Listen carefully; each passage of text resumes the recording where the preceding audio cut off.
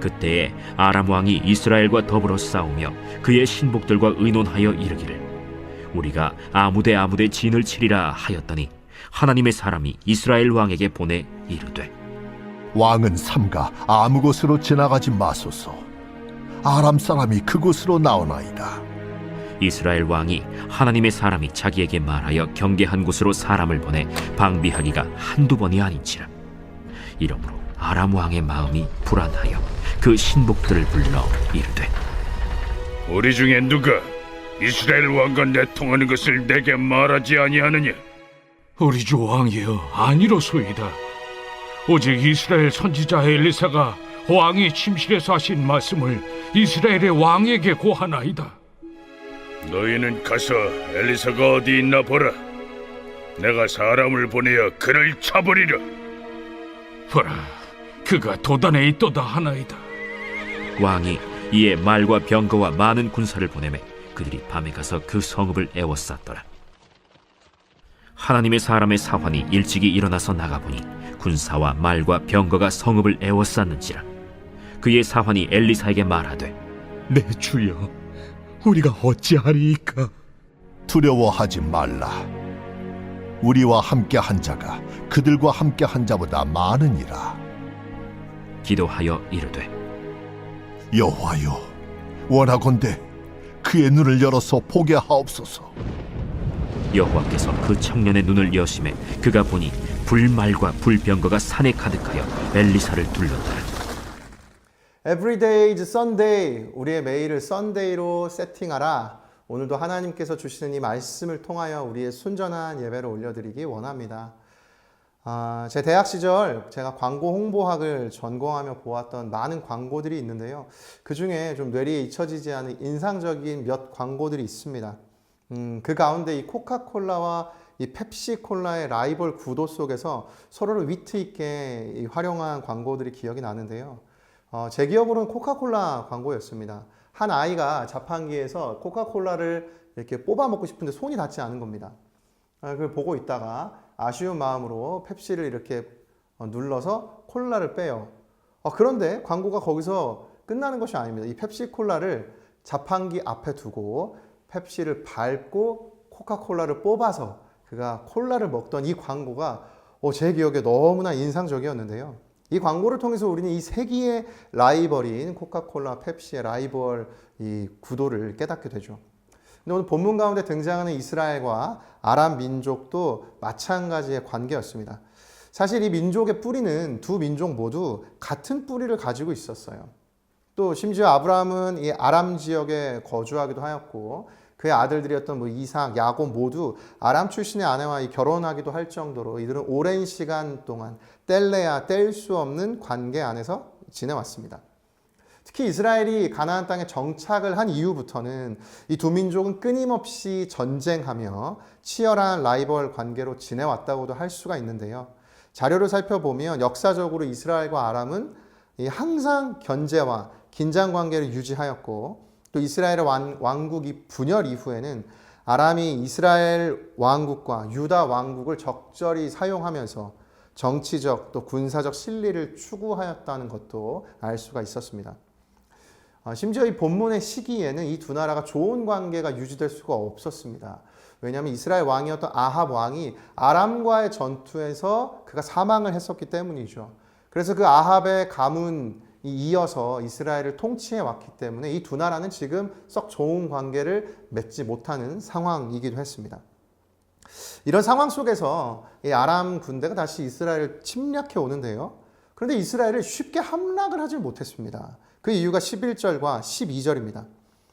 이러므로 아람 왕의 마음이 불안하여 그 신복들을 불러 이르되 우리 중에 누가 이스라엘 왕과 내통하는 것을 내게 말하지 아니하느냐 하니 그 신복 중에 한 사람이 이르되 우리 주 왕이여 아니로소이다.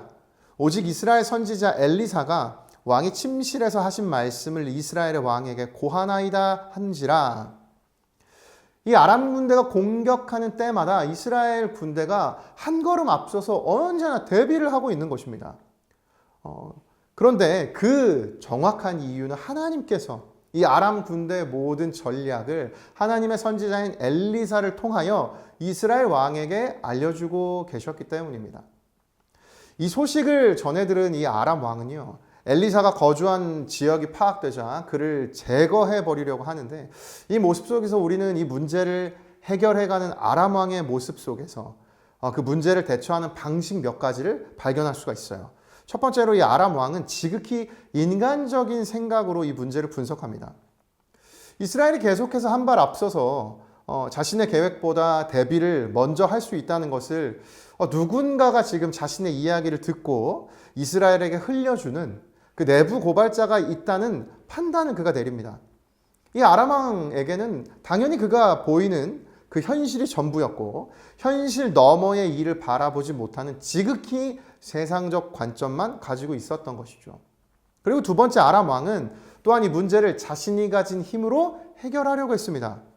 아람 왕은 엘리사를 잡으러 말과 병거와 또 많은 군사를 그에게 보냅니다. 얼마나 많은 군사를 보냈는지는 모르지만 그가 단순히 사람들, 군인들만 보낸 것이 아니라 정말 잘 준비된 군대를 보낸 것을 보면 이 엘리사 한 사람을 잡기 위해 굉장히 많은 힘을 들였다는 걸 알 수 있죠. 이처럼 아람 왕은 자신이 가지고 있던 막강한 군사력으로 이 문제를 해결하려고 합니다. 아람의 군사력은 이스라엘보다 한 수 위였고, 또 이 시대의 전쟁과 또 외교의 주도권도 아람이 가지고 있었기 때문에 이 당시 이스라엘보다 아람 군대가 훨씬 막강한 힘을 가지고 있었습니다.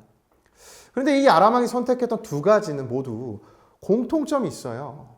그것은 바로 하나님이 없는 세상적인 방식이라는 것입니다. 우리에게 너무나 익숙한 세상의 흐름을 따른 방식이라는 것이에요. 아람 왕은 지극히 이 세상적 방식으로 이 상황을 대하고 있습니다. 그런데 하나님이 없는 이 세상적 방식으로 우리가 문제를 대할 때 뒤따라오는 결과가 있습니다. 조금 전에 읽었던 이 11절 말씀에 나타나 있는데요. 성경은 이 아람 왕의 감정을 불안하여라고 표현해요. 여기 불안하다라고 쓰인 단어는 단순히 그저 심적으로 어느 정도 불안한 그런 감정만을 이야기하는 단어가 아닙니다. 다른 곳에 쓰인 이 용례를 보면 훨씬 다른 의미라는 것을 알 수 있는데요. 이사야 54장 11절을 한번 보십시오. 너 곤고하며 광풍에 요동하여 안위를 받지 못한 자여 보라. 여기에 보시면 이 본문에 쓰인 아람 왕이 불안하다라고 하는 이 단어가 본문에 광풍에 요동하여라고 번역이 되어 있어요. 그러니까 지금 이 아람 왕이 겪고 있는 이 불안감은 무엇인가? 정말 너무나 혼란스러운 극도의 불안을 표현하고 있는 것이죠. 따라서 여기서 우리는 세상적 방식이 가져오는 그 결과를 알 수 있습니다. 그것은 바로 불안감이에요. 끝도 없는 불안감이 세상적 방식의 끝이라는 것입니다. 그런데 우리에게 희망이 있습니다. 본문에서 발견하는 또 다른 방식이 있어요. 바로 엘리사가 이 문제를 대하는 방식인데요. 엘리사는 아람 왕이 보낸 이 수많은 군대를 마주하고 포위된 순간에 그가 다음과 같이 반응을 합니다. 15절과 16절 보십시오. 하나님의 사람의 사환이 일찍이 일어나서 나가 보니 군사와 말과 병거가 성읍을 에워쌌는지라. 그 사환이 엘리사에게 말하되 내 주여 우리가 어찌하리이까 하니 대답하되 두려워하지 말라. 우리와 함께한 자가 그들과 함께한 자보다 많으니라 하고, 이 그의 사환은 내 주여 어찌하리이까 라며 어쩔 줄을 몰라 불안해하고 있는데, 이 하나님의 사람인 엘리사는 어떤 흔들림도 없이 두려워하지 말라 하며 평안을 지키는 모습을 보여줍니다. 아니 어떻게 이와 같은 위기의 때에 이렇게 차원이 다른 반응을 보일 수 있었던 것일까요? 그 이유가 오늘 본문 17절에 있습니다. 우리 17절 말씀 같이 읽겠습니다. 시작. 기도하여 이르되 여호와여 원하건대 그의 눈을 열어서 보게 하옵소서 하니 여호와께서 그 청년의 눈을 여심해 그가 봄이 불말과 불병거가 산에 가득하여 엘리사를 둘렀더라. 이 엘리사는 알고 있었습니다. 이 문제를 해결할 능력이 하나님에게 있다는 것을 그는 알았어요. 세상적인 방식이 아니라 엘리사는 하나님의 방식으로 이 문제를 대했습니다. 특히 오늘 본문에서는 그 하나님의 방식을 기도라고 우리에게 설명을 하는데요.